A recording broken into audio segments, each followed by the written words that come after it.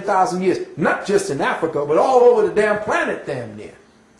Because within us, we recognize and knew that that was not the way the male was made.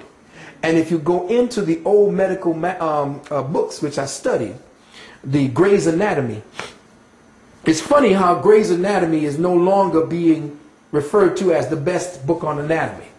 But I go back to the old shit. That's why I don't like the new dictionaries. Because there's words in there in the old dictionaries back in the 50s and 60s that have words that don't exist here today.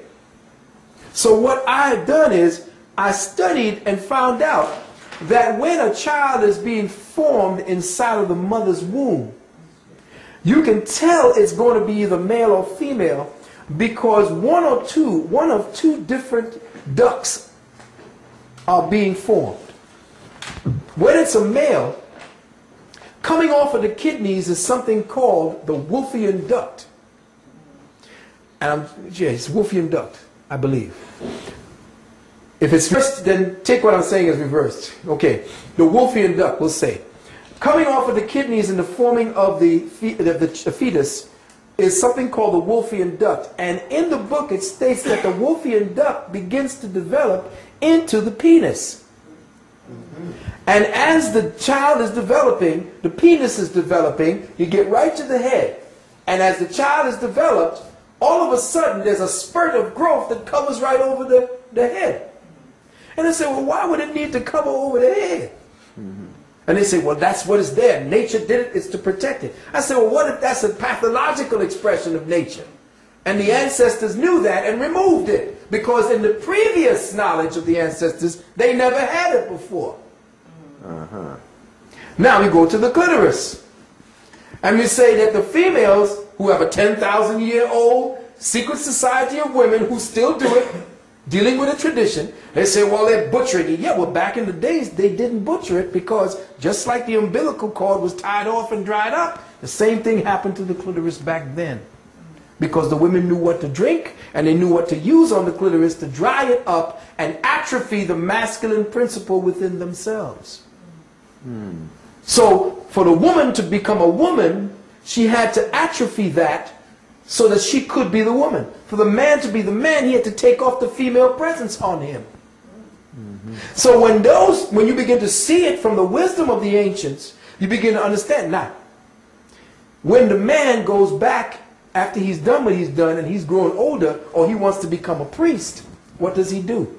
He goes into his sanctuary or goes into the place where he is in his monastery, and he puts on the habiliments of the monastery, and then he replaces the prepuce with the hood.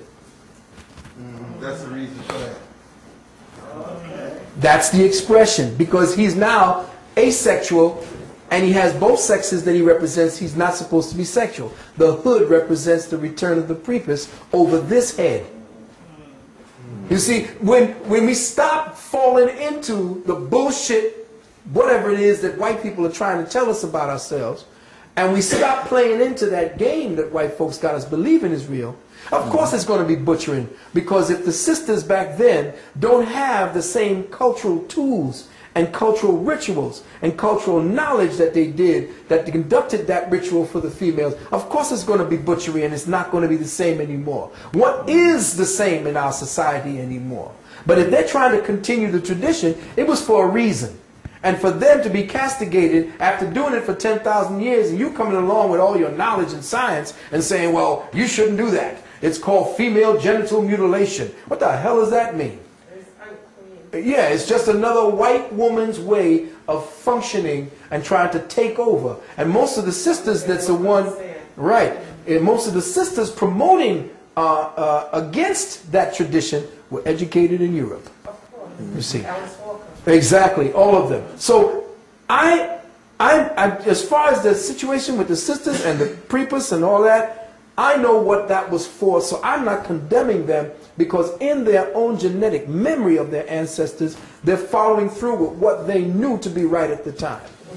Our genetics are perverted. Part of the expression of that perversion is the prepuce and the clitoris. Now they can come to me and try to come at me with what they know. I don't care. I can still destroy any theory they bring, because I'm dealing from a metaphysical, metahistoric and metacultural perspective.